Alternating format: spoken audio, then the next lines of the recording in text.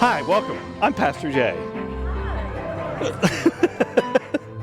I was like, I forgot, we haven't done like a seminar or this kind of thing in a long time. So I was like, do we need pencils? Do we need, does everybody need candy on their tables? The whole thing. But we're going to start with this. And then once we're done, you can give me all the feedback you want and we'll make the next one work. Because the next one's going to be about being in motion, unlike me, who's always walking. And it should be a good time too. We'll do that one in July. But we're going to talk a lot tonight about generosity. We're also going to do 3 weeks more of generosity in June.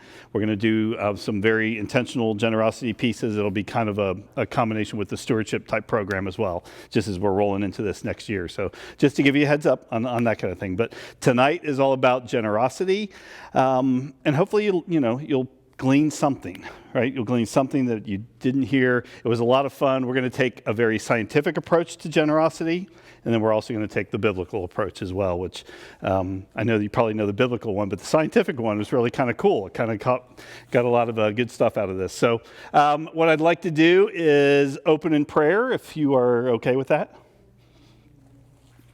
I got one thumbs up, so I'm going on Casey's thing. So, all right, thanks, Casey. We're going to pray. Let's pray. Gracious God, thank you so much for the generous gifts that you give us each and every day.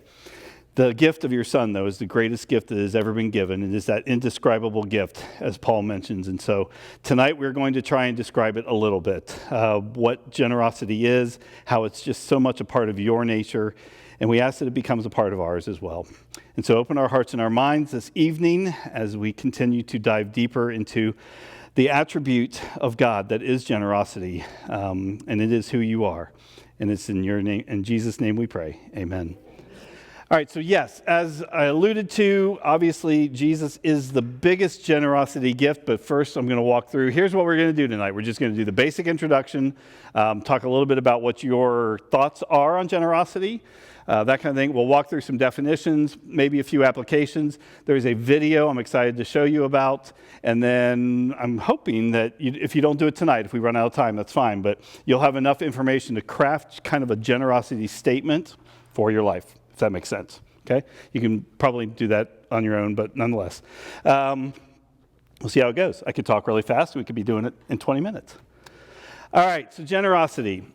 Psalm 36, 5 through 8. Your love, Lord, reaches to the heavens, your faithfulness to the skies. People take refuge in the shadow of your wings. They feast on the abundance of your house. You give them drink from your river of delights.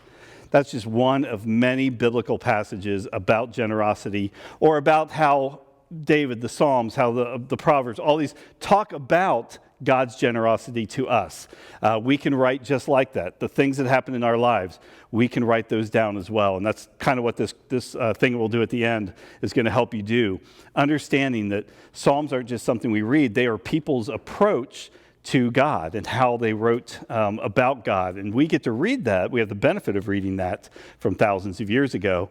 But we also have an opportunity to do the exact same thing and write the same thing about generosity. So that's what we're going to talk about. But I love that psalm. Kind of really encapsulates the whole thing. A refuge in your shadow, feast on the abundance of your house. It's that. So let's ask a few questions first.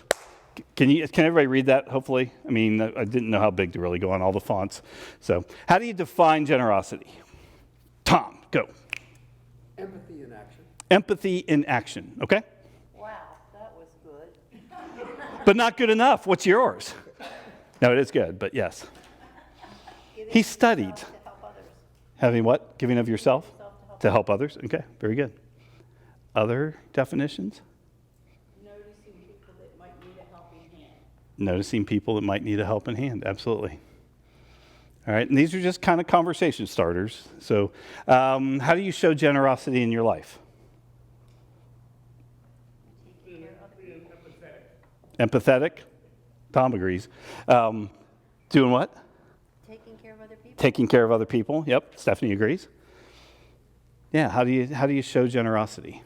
Giving of your time. Giving of your time. Okay. Anything else? Thank you. Giving with no expectations, yes. And that is what we will get to. That is at the heart of generosity, absolutely. So, and here's just one to think about. You don't have to open up your heart in that way, but how have you thought about generosity in the past? And if you haven't even thought of it that way, What does your view of generosity say about who God is to you? It's kind of an interesting way to put that, right? It reframes it. Because how we think about generosity, how we think about so many things, really is how we think about God and what God has given to us. And so, how your view of generosity, it will assume certain things about your relationship with God along those lines. So again, not anything, not confession time, but in the past, I know, I don't think about my generosity. I've always had, I think a generous heart, but I have never really thought about it in reference to my relationship with God. And so that was a really good thing to kind of walk through with that as well. So just some good questions to start there. All right, so here's two definitions we're going to use. From the University of Notre Dame, they did a Science of Generosity project, all right? Their definition of generosity is giving good things to others freely and abundantly, which also sounds like a pretty good Christian definition, but that's a very scientific definition. I'm using materials from what's called the Whole Life Generosity. It's a Generous Church website. Their definition is an overflowing life gratefully released to God for the blessing of others. So there's some nuances there. Released to God for the blessing of others. And we'll kind of walk through that, what that means. But an overflowing life gratefully released for the blessing of others.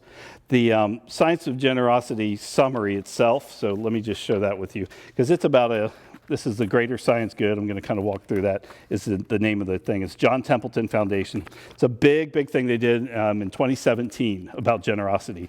I'm going to use quite a bit of this, but their very first statement, it says humans are a generous species. All right, of course you have to use species because you're in a scientific world, but humans are a generous species. That statement seems to fly in the face of decades of research and centuries of covenantal wisdom, equating human nature with selfishness and aggression. Yet in recent years, a more complex and nuanced understanding of human nature has emerged. While studies no doubt suggest that humans have a propensity for self-interest, and these studies have drawn understandable attention, research has revealed the currents of generosity also run deep through us. All right, so that's their opening statement in this not brand new, but 5 or 6 year old project that they did. So I thought I'd lift that up because for us, we take a different approach, even though these are going to feel like they run similar to each other. For us, generosity is an attribute of God. It's a gift from God, and it's a defining image of who God is. When we try to explain God to someone, we can use the term generosity. We use that because God is generous. And then, of course, you use the example of Jesus being the ultimate generous gift. But look at creation. All those things that were created initially. Even if you want to talk to somebody and they don't believe in the creation, all that kind of stuff, well, then look at the abundance that we're talking about that we have here. They don't believe in God. For us, it's a defining image of who God is. His generosity is absolutely a defining piece of who God is for us. So those are some terms that we will use in our world, but I thought it was very interesting. So just to kind of go back, I just want to give credit because this will be online. It is the John Templeton Foundation that we're using. It's called the Good Science, or the Greater Good Science Center. This actually comes out of UC Berkeley, and it is the Science of Generosity sheet that we'll be using. And so again, humans are a generous species is the very first opening line. But there's some other pieces that go along with that. So I'm going to read a few of these, and I hope I'm not going to bore you too much, but it's going to be kind of fun because I really want to lift up some of this. All of this comes from science, right? So we like science. We like to, that's the buzzwords today, follow the science. And so, hold on, sorry. I had this organized before I talked to Ken.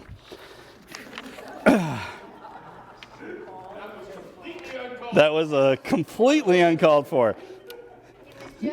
I was being, yes. I do. All right, so page 19 of this study. So what they get into is called the consequences of generosity, which I think is an odd term to use, but consequences is simply the reaction or the things that happen. And so generosity is one of these things. So there's a lot of categories. It's physical health and some of these, but here's what they talk about in general health. And again, this is a scientific study. So much, I'm going to throw a lot of numbers and things out your way before we kind of get into it because it is going to set it up. So stay with me if you can. There's a randomized controlled plot study of 113, mostly female, mostly African American, mostly low-income people in Baltimore, tested whether routine volunteering could be used to increase physical activity in older adults. Among the participants who had reported low physical activities at the beginning of the study, those who volunteered increased their activity level by an average of 110% once they began volunteering, okay? Whereas the non-volunteers only had a 12% increase, okay? Kind of a number there just to kind of open up with. Next one is about mortality. I've got a lot of other stuff. I'm not gonna really kind of bug you with all that, but a study that analyzed data from a nationally representative sample of 1,211 Americans over the age of 65 found that volunteering was associated with delayed death, right? Older Californians showed somewhat different results. Of course they would. So here's a 5-year study, folks over 65. Do what? It's California. They're like the exception to every rule. But anyway, those who volunteered, we talked about that. This California study in 1999, older Californians, showed that people who volunteered for 2 or more organizations were 63% less likely to have died during the 5-year study than people who hadn't volunteered. All right? So there's kind of a trend that we're seeing. And this is the science that they're trying to prove. So here's a good one for married couples. Followed 308,733 married couples for 33 months, all right?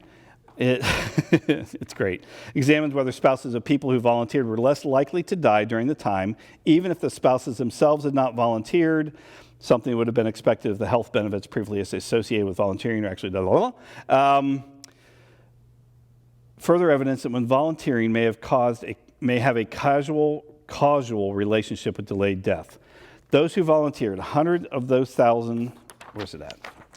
Oh, there it is. 100 of 571 generally richer, more religious, better educated, lower mortality rate as a result of their volunteering as well, which is interesting. There's a study from a sample of Wisconsin folks, random Wisconsin high school graduates from 1957. I found some of this stuff kind of odd. So high school graduates were tracked from 1957 to their graduation until present day, which I believe was 2004, which was the resort. The end of that. In 2004, they responded. They were asked how regularly they volunteered in the last 10 years. They were also asked to rate their motives for volunteering. So there were some that included what are called self-oriented motives, such as volunteering is a good escape from my own troubles. All right, that's self-oriented. Other oriented motives are I feel compassion or empathy toward people in need. All right, so there's the self motives. I want to get out of the house and go volunteer. And then there's the other ones that are driven by that. Here's what's interesting.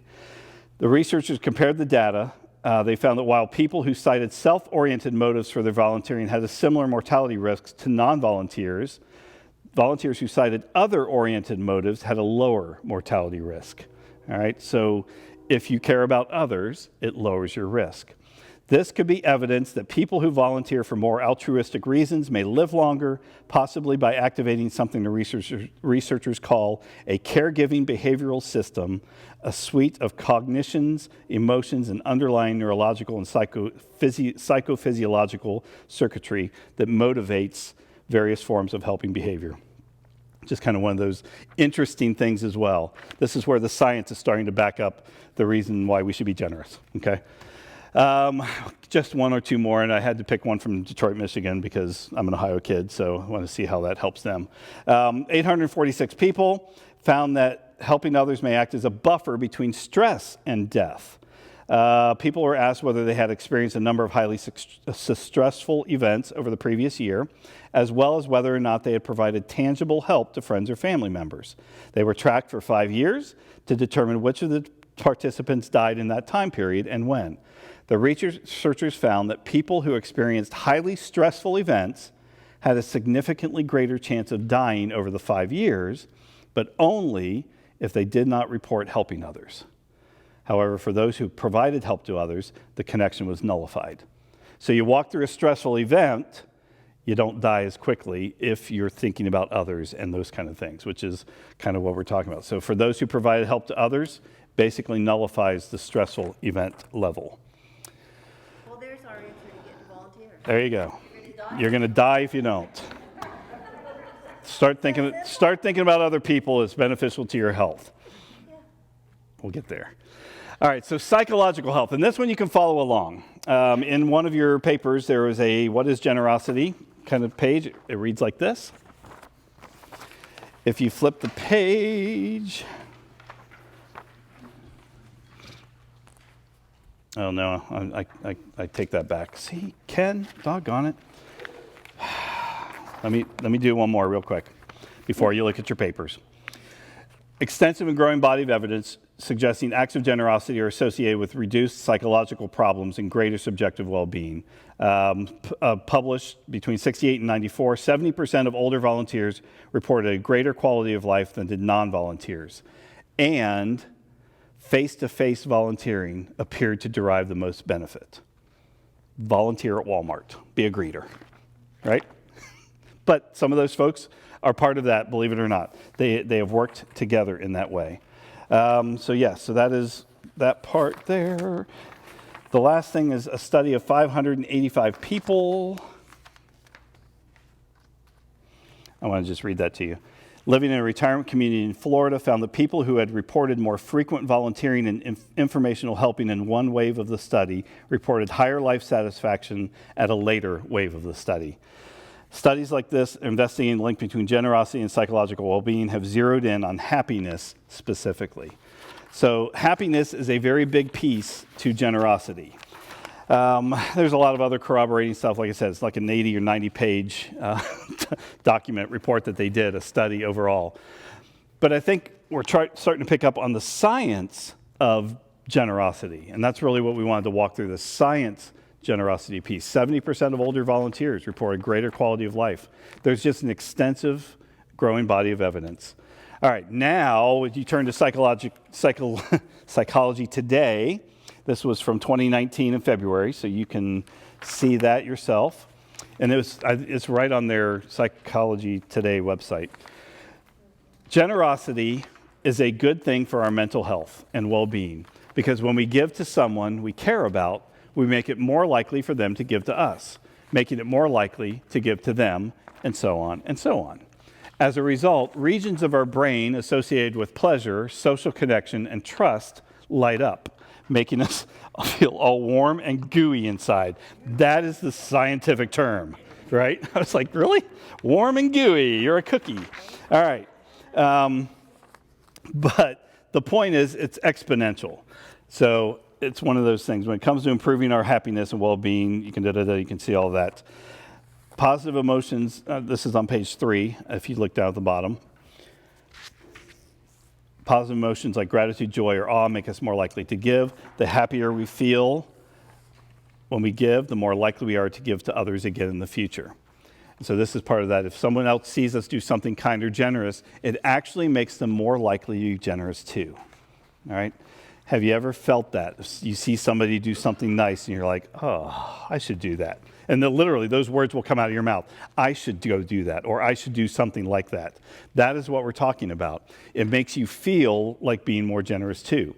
Even saying a simple thank you can inspire both of you and those watching to be more generous. And so this is how generosity creates a ripple effect, helping us feel happier and less lonely. Okay? This was, I thought, yes, it's right, why generosity is exponential. It's on page 2. Yep. So then that question is, what stops us? Yeah. Why aren't we all just generous all the time? A good question. But I think it's interesting that even psychology today is really moving forward because it's a psychological piece to that from that standpoint.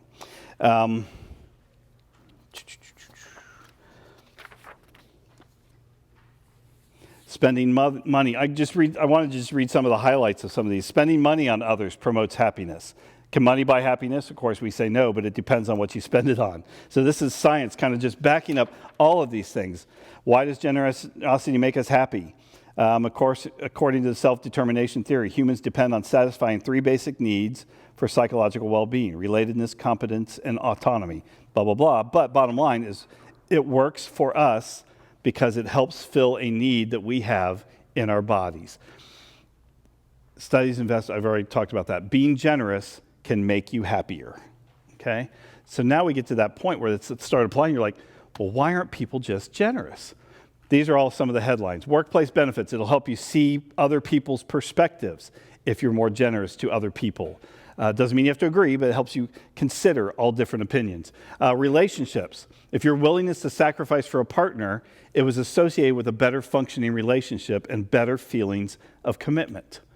All right, so those are very important pieces. And it doesn't just have to be a spousal relationship. It can just be, brothers and sisters, any of those kind of things. If you're willing to sacrifice and do something for others, it has an extended benefit and gives you feelings of commitment.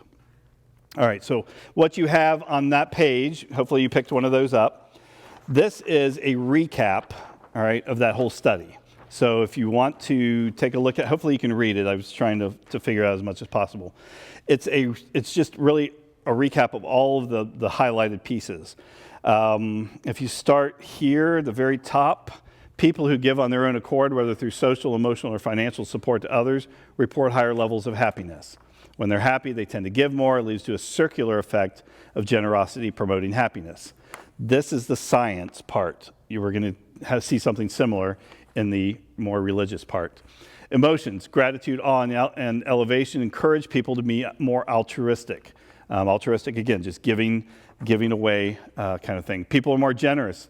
Here's the tree. After thinking of their attachment to the community, those who are more involved in organizations of their community spend more time volunteering. People are more generous to the people that are closely related to them, either by blood or friendship.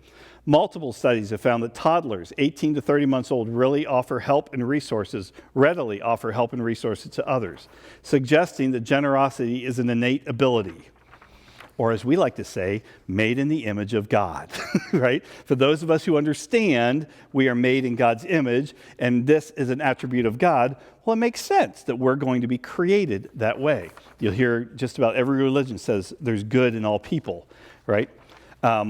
That's because we're all created by God, who is good. Down here, the act of giving support emotionally or financially can delay death in senior citizens. We talked about that. People engaging 4% more pro-social behaviors. So the term pro-social is being out there for other people. It's doing those social events for other people. You're pro-social. So a pro-social behavior for each new friend they acquire, they engage in 4% more of those behaviors. People who gave money to others reported increased levels of happiness. I think that's an echo somewhere else. Generosity can spread as people are more generous after witnessing someone else being generous.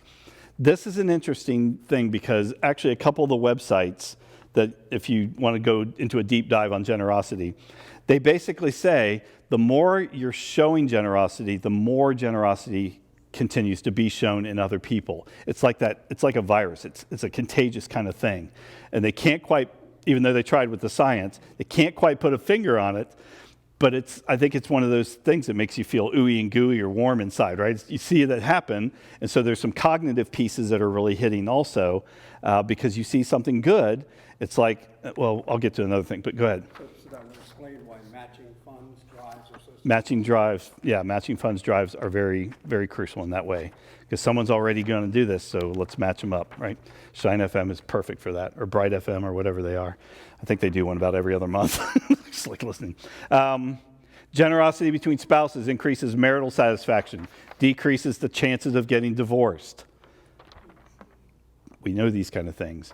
So this is what they're talking about, what I was just talking about. Donating money or being generous stimulates the same neural pathway that is activated by food, sex, and drugs. That's why it feels good to be generous, right? To be good to somebody. And it's that good, warm, ooey gooey feeling, all right? Now that I've read it, I can't stop using that term because I think it's perfect. But this is one of those things that I think, if you want to just kind of glance at it, this is the joy of generosity. And it's interesting that a scientific, community is calling this joy of generosity. There's biological, psychological, social factors that encourage people to give. And if you want a copy of that down the road, just let me know. I can go ahead and make sure you have that. But Psychology today agrees it's good to be generous. So just be generous. Just start doing it more, right? All right. What we're going to do is kind of transition now from the science pieces to more of why we get together. So we're going to talk a little more religion. Hope that's okay. And more by religion, I mean more Jesus, more Christ, more Christian type perspectives. Many of you, maybe you know Tim Keller, the name. He just died last week. Didn't know if you knew that, but he has. So I've kind of been doing a deep dive on a lot of his stuff. He was a phenomenal pastor. Was it First Presbyterian Church in New York? I think anyway, a huge parish in New York. Just a really solid theologian. Of course, he was destined to be because he's Presbyterian, so we all knew it was going to happen. But that's a Ken joke. But nonetheless, he's a. Had enough of those so far. Yeah, I know. Right? Hey, you stayed. All right. So what I want to do is kind of share this video. It's about 13 minutes or so, but it's a phenomenal explanation of generosity, and he's just a really awesome guy.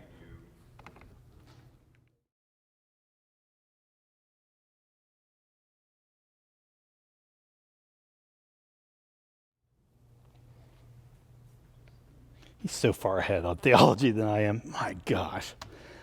So, what are some takeaways from that? Besides, he's a great preacher and just has a phenomenal approach to that.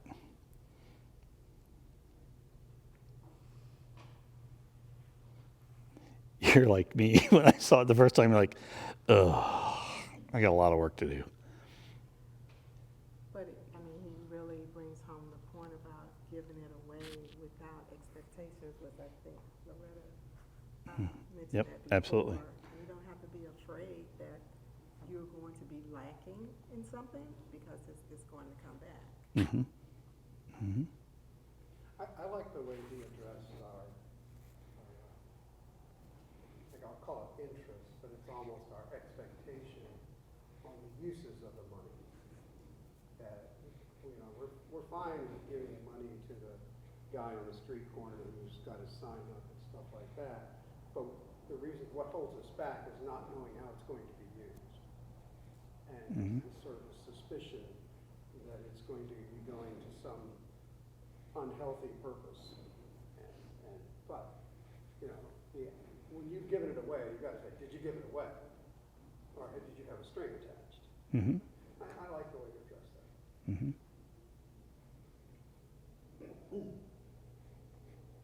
I think I've shared this story, but maybe you heard it, maybe you didn't. But my previous call that I was at wanted to do a free yard sale. Right? It's very noble. We wanted to do that.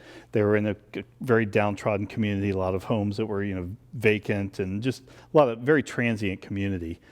And they thought this was a good way just to bring the neighborhood in.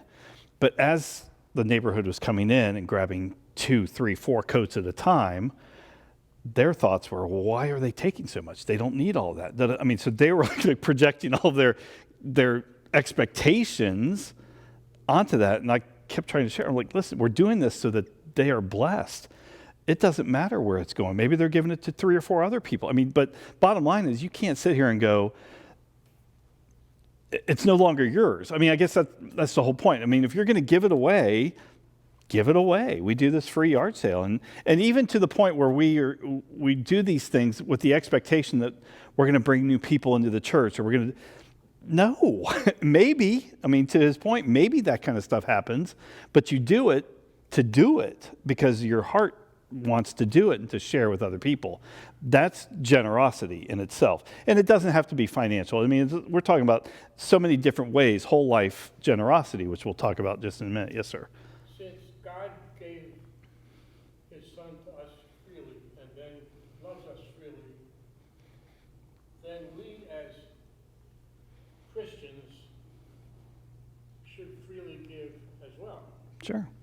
But I think the one aspect of that we sort of shortchange is talent. No problem giving treasure.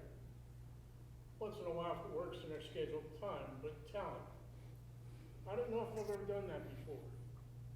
The other thing is diametrically opposed to that. I did a church picnic in another state, out in the front lawn of the church. Food all over the place. The church is set in an area where there's some halfway houses. People come off and by, and one person said to another, why don't we go and invite these people up here? And the other guy said, well, wait a minute, we've got to make sure ours are fed first.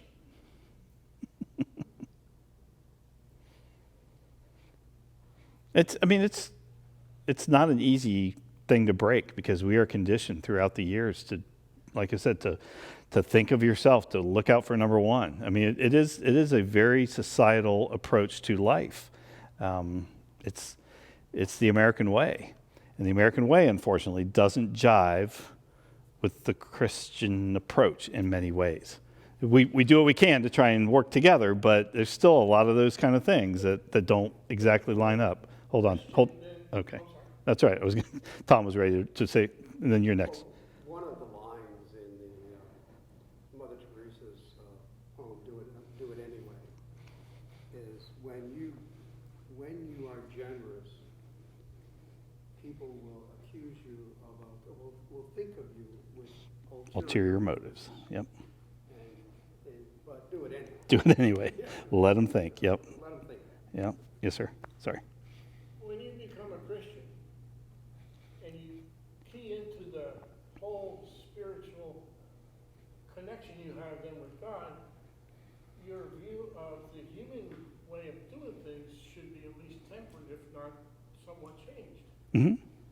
So, who cares what the world does as long as you're doing it legal? Mm-hmm. But I think that's the hardest thing to overcome because, like, if we give things away, people want to see the results. Mm-hmm. Like, Again, that's how we're conditioned. Yes, there's. I mean, we got to a church one time, we used to do we called it a street fair, but invite the neighborhood to come in, and we had food, we gave Bibles out, there was some music there for them, and there was a group of people who were like, why are we spending this money? We don't see anybody coming in. Right. That was the hardest thing to get over. And I remember the pastor saying, how do we know that one day when we all get to heaven, somebody will say, I am here because you gave me a Bible? Right. Right. But that, they want to see the results immediately. Mm-hmm. Ken? I think when I was listening to his video, the two kind of aspects of generosity that stood out to me. One was what everybody's talking about here as far as our motive for being generous. And I'm blanking on the word he used, and I feel horrible because he used it like 15 million times about, it was almost hinting at the amount we give. He talked about, giving. Shockingly. Shockingly, thank you, that's what it was. And it made me think of something, I think you were the one that gave the sermon. I'll give you credit anyway, even if you weren't. A while ago, that basically said to examine ourselves and ask, when you give, do you notice it? In other words, if you only giving an amount that makes no change in your lifestyle whatsoever, then are you really being generous? Right. And that if you're really being generous, then you should feel what you're giving. Right. So that made me think of that. Okay. Awesome. Yeah, I guess, Pastor Jay, the other question is, how do we stop expectation? What do you mean? Sorry. In other words, giving and expecting something back. How do we get people to stop expecting something back? Keep giving. I know it sounds trite, but keep giving. I think perhaps we may have to take a really tough inventory and repent of these selfish expectations with how we give, this attitude, and ask the Lord to change it in us through the power Yes. of the Spirit, so that we can have His heart for generosity, Right. not our own. As He tells us, Matthew frequently, John and everybody, repent, the kingdom of heaven is near. And that's what we need to do, Yep. I think, to bring the kingdom. That's a great segue. Thank you for that, because we're going to step into more of the religion piece and the why we talk about generosity as God's attribute from that standpoint, and we're going to touch on some of those kind of things too. But in general, when it comes to religion, so thank you. I'm sorry. Thank you for all the comments. It's great. But that video I've watched 3 or 4 times, and I pick something up new every time. So I just encourage, if you want, we'll keep watching that kind of thing. Survey of Catholics and Muslims in 4 cities found differences in how they motivate generosity. The Catholics place emphasis on loving others, and the Muslims place emphasis on duty to God. Both see their generosity motivated, though, by positive feelings they have toward their respective religious communities. So they find that as a positive thing, not because it's monitored or they're being sanctioned by anything else, but it's a way for them to just give in that way. But it's interesting because one's giving because of loving others and the other's doing out of obligation and duty. So that's the question we get to ask ourselves. In the past, would you say that your acts of generosity were rooted more in a sense of obligation, for some it is, or from the overflow of your relationship with God? Right? Yes, ma'am. I can clearly say that when I was younger, I did things because I felt like it was the right thing to do. But the more I got into the Word and the more I really had a relationship with God, that went away. And it has been replaced. So I think you really have to get into the Word, and that's Yep. the most important thing. Well, to a certain extent, I agree. And to a certain extent, I think that has been complemented within the church with commitment weekends or commitment periods of time where they said, well, we're looking for people to do X, Y, Z of your income. And, having you sign up to make that commitment, and then it becomes, I think, almost an extension of obligation. Listen, I'm not going to, you could probably turn the video off. I am not, for anything, and this is not it's just who I am personally, I am not someone who enjoys stewardship Sundays or stewardship campaigns. Just not, could you tell? Could you tell? There are benefits to it. I mean, it's just like from a operational standpoint, you need to know how much is coming in so you can budget what's going out. That's stewardship driven as well. But there's a commitment level too. But again, I think what we do is we rest on the church. This is how we've always kind of done this, as opposed to shifting. And I think if you shift toward this kind of a model, you'll get more than the stewardship drive will ever give you, because it's all about the outflow of your relationship with God. The challenge becomes, and we're going to touch on this, we're not very deep in our relationships with God. So that is what we're looking at. We're still so shallow in this money. This is ours. Everything I have is mine. It's why we intentionally started this holistic stewardship approach. We still use the word stewardship because churches are used to that, but you got to put the holistic piece in front of it. Otherwise, it's just going to be about money. But it all overflows out of your relationship with God, or as we're going to see, your relationship with Jesus. And if that is not there, none of this it's not going to matter. It's not going to happen. It's just going to be a simple, I'm just going to give to another organization. So somebody was, yes. I was going to say, you also have to change your pronouns. We got to do, it's his money. It's not my money. Agreed. Yep. So you take that approach. Everything we have, everything we are belongs to God.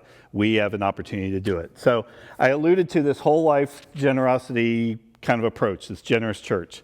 At the very heart of this generosity approach, people who practice whole life generosity listen to Jesus first. Whether it's praying, whether it's in the Word, it is about a relationship with Jesus first. So we're listening, we're replying, we're talking. And I think it speaks to your repentance piece that you were talking about. Asking God, how do I do this? How can I become more generous? It's listening to what God says, listening to Jesus, all about that relationship, and then acting upon it instead of just saying, hey, thanks for the advice, right? I mean, it's a matter of putting it into practice from that standpoint. So this is just one of those things. If you listen to Jesus, this is the Message version of, give me your burdens, basically. Are you tired? Are you worn out? Are you burned out on religion? Come to me. Get away with me and you'll recover your life. Sit with me, basically, they're saying. Listen to me. I'll show you how to take a real rest. walk with me, work with me, watch how I do it. Learn those, I love this line, learn those unforced rhythms of grace. I won't lay anything heavy or ill-fitting on you, keeping company with me, and you'll learn to live freely and lightly. So I think as we go deeper in our relationship with Jesus, this is the stuff that is a precursor in many ways to generosity. It gives us an opportunity to understand who God is to us, who Jesus is to us, and that's so very important at that point. I was going to do some like corny thing where you all get to do this too, but we're running out of time. So do it at home, right? Go home tonight, sit, kind of take a breath, reflect, recall what it's like to sit with Jesus. I always love that image where I think it's John 16.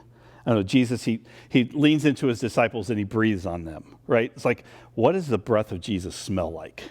Right? What does it smell like? Is it sweet? Is it, he forgot to brush his teeth because it was first century? I mean, what does it smell like? I can't imagine God has bad breath, but it's just one of those things that those are those images I think that are phenomenal. So sit sometime and sit just what is it like to sit with Jesus, to have him speak life and health into you?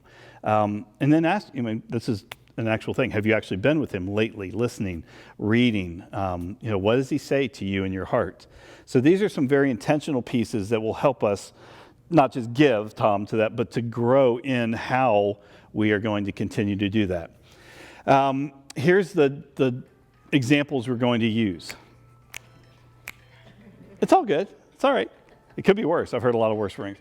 A lot of times we think generosity in terms of linear thinking. So, for example, to what we're talking about, there's an annual campaign, we have a mortgage. So annual campaign plus mortgage equals a new building. Or you're selling resources and services, and you need the number of buyers and customers, and that tells you that there's a few hundred. So there's a formula. There's that X plus Y is Z. It's a linear way of thinking in many ways.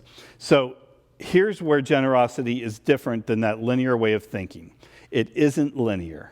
Okay, again, this comes from Whole Life Church, Generous Church. Kingdom matters are exponential, not linear, meaning they have an urgency to them. They're mysterious, they're not obvious, they are heart level, and they're not head level. So what we're talking about is the relationship first, of course, Jesus in the middle. All of life is lived in a relationship with God, right? As that relationship goes deeper, your gratitude continues to grow. All we have received is with gratitude from God, and as you understand that, all we are is released to God for the blessings of others. So it's giving back to God what was his. It's that whole first fruits kind of approach. Giving back to God what was already his, but we get to use. And as you release, that of course heightens your relationship with God again. So it's that it's not linear, it's a whole cycle approach from that standpoint. And this is kind of what our 3 weeks of generosity are going to be about in June. We're going to talk a lot about the relationship and all of that. So that's the whole life generosity. I think, did I give you that? Yeah, so here's an example of this. It's called Catherine's Story. I think I have time to read it because I think it's, I got a few minutes. She's an immigrant who struggled. You guys can read this too, or read along. This is just it's an example of this linear kind of, or not non-linear, this cycle approach. Catherine was an immigrant who struggled working long hours in a bread store, coping with daily pain of shattered hip. She lives her life close to Jesus, takes her breaks at work to pray through a list of people who need some version of his grace in their lives, customers, friends, church members, all that. It's her ministry and joy. When I read that, I was like, that's Nana, right? If you knew Nana, she was always reading. Anyway, and praying for everybody. Anyway, her days are lived in relationship with God. Catherine's friendly demeanor endears her to her customers. One day, she offhandedly tells her customer friend Debbie she was saving money for a better car. Hers needed repairs. Catherine knew it would take several years to save, but she was glad to have already saved $5,000. Her income was received with gratitude from God. Sorry, I should put this up here so we can at least follow the little line here. The next time Debbie saw Catherine, she inquired about her savings process. Sheepishly, Catherine admitted she had given her savings to a need at church. There was a widow in need. I gave her the $5,000. I struggled a lot when I gave that money. I feel okay, but do you think I did the right thing? I cannot give what I don't have, so I just gave what I have. All right? Phenomenal thing. It wasn't really hers. She released it, okay? All that she had to bless others. Here's where it becomes contagious. And this is the second part of the story, which is awesome. If we stop there, you'd probably agree that it was a gift, and just like the widow's mite, they're mirror images of that same radical, faith-filled generosity that Jesus taught. But her story doesn't end there. Catherine's generosity unleashed a heart-level, exponential generosity cycle in others. When Debbie heard what Catherine had done, she went home and told her husband Pete if they could replenish Catherine's savings. Now, we might write that equation this way. Catherine's generosity, Debbie and Pete's generosity, means a restored car fund. But wait, there's more. Flip it over. Pete responded, I think we need to buy Catherine a car. So he picked up the phone, he called Scott, a friend who worked at a local dealership, and asked if he could find Catherine a reliable car. So here's the equation that looks like that. Catherine's generosity, Debbie and Pete's, equals a reliable car. But there's more. Scott asked whether Pete wanted a new or used car, and Pete thought, why would he ask that? Of course I want a used car, that's good enough. But considering that question for a moment, Pete responded, I want a new car. Scott was silent and then answered, I want in. So Debbie and Pete and Scott went together to get Catherine a new car. So there's the equation. Catherine's generosity, Scott's generosity is a new car. So when Catherine saw the car, she tearfully examined. I knew God had new cars, but I didn't know he had one for me. I thought that was cool. No one could have predicted that Catherine's quiet prayer breaks, warm smile, and fully surrendered heart would touch off a generosity firestorm in the community. She was just being faithful, staying close to her Heavenly Father. And so Paul is affirming that cycle of whole life generosity when he says, and God is able to make all grace abound to you, so that in all things and at all times, having all that you need, you will abound in every good work. That I thought was just a great story to put out there. I don't even care if it's not real. It's a great story to lift up. But this is what we're talking about, the cycle. And again, as we give and we understand that, people want to give. They want to help out because we're innately good-natured, generous people at heart, because we're created in God's image, and that all takes us full circle in many ways, right back to the image of God. And so that's why I think it's very awesome to be able to do that. So now, questions to leave with. How are you living with God, right? Because at the heart of all of this is your relationship with Jesus Christ, how we fully understand what God has given to us. All that we are, all that we have belongs to God. And so what does that relationship look like? Whether it's the one with God, understanding that, or the gift of Jesus in our lives. Another question to continually ask yourself, what is your approach to our things? If we lose it all tomorrow, how would we respond? And I think all of us would be like, oh, it's just things. It's very hard to replace things. It's hard to keep kids fed. It's hard to, all these kind of things. So if we lost it all tomorrow, there's going to be a sense of it's mine, and that's okay, because that is also our fleshy nature. But if we lost it all, how would we respond? And then what does gratitude look like in our life right now? Bottom line is living with generosity means that all of our life is released back to God. Right? It's that holistic stewardship. It is nothing is ours. It all belongs to God. We are stewards of those gifts. And so stewardship and generosity do work hand in hand. But it's all released back to God for that very point. But the first focus is our relationship with Jesus. And you can tell generous people in their relationships with God or their relationship with Jesus because they will tell you about Jesus first. They won't tell you about the generosity that comes with it. Right? They're Jesus people. And so that's even a growing point for me. I want to continue to grow in my relationship with Jesus because as I shared, this is one of these growing thing that's going to be a part of that. I had more of a relationship with the church growing up, and that did not nurture me. It's why I wasn't, I'm not generous. I didn't have that wholehearted relationship with Jesus and that whole thankfulness. It was more duty, more obligation, more, hey, you went to church because that's what you did. And there's importance to that too, but it's also taking that second step and explaining why that church, that community is so important. So that's the key to generosity. I'll be honest with you. Yes? One of the things that I have found recently is, again, the combination, but God calls us to be, not to do. When we make to-do lists, and they're good, we got a plan, he doesn't mind that, that's good, he doesn't want us running around in chaos.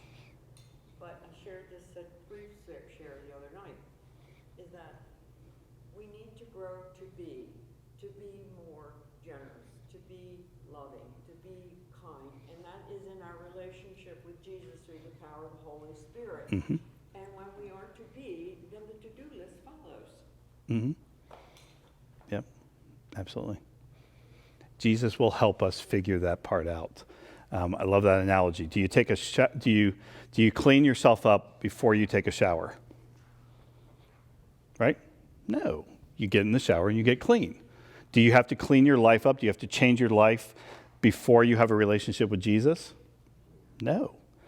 But getting in that relationship will help clean up your life to be more like him. I think that's the big difference that we walk through. We think we have to get it all together first before we can even approach Jesus. Nope, it's not the case. But we got to be open and humble enough to let Jesus kind of change us. So that's a big part of our pride too. All right. Love this line, not for anything else other than I like it. You have not fully lived until you do something for someone who can never repay you. All right? You have not fully lived, and that's the resurrection theology right there too. You haven't fully lived until you do something for someone who can never repay you. And yes, I have scripture to back it up. My verse that I've lived by it's actually Luke 14:23, where it's compel the people. The king says, compel the people to come into the house, the lame, the blind, all those kind of, compel them. I love that word compel, because it's not force, it's not, just invite.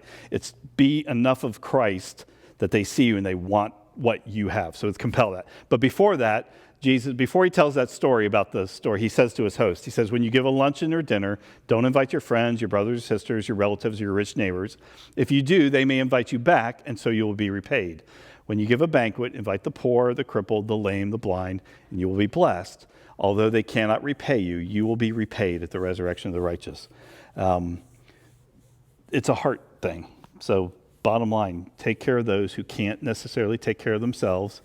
And if they can't repay you, or if they don't come back into your church, if they don't, any of those kind of things that we expect them to do because we helped them, we got to shake that thinking, because that's not generous thinking. That is still our thinking. So, all right, we opened with the word. We're ending with the word. So if you so inclined, and again, it's just a little after 7:30, so 7:37, so we can probably just slow it down or talk if you want, but you can leave if you need to. But I would encourage you to craft a generosity statement with questions like, why is it important to you? Who would benefit from generosity that you might know? What generosity story can you tell? Because stories like that also encourage us to continue to give more. Why does generosity matter necessarily maybe to you? What can you change in your life pattern to become more generous? Where can your generosity be shown in that way? And then write a prayer asking God to grow in generosity. And if you pray it a couple weeks, in a row, it's just going to be a repetitive kind of thing. And so, again, these are just thoughts, just ideas. Craft your own statement if you want, or don't.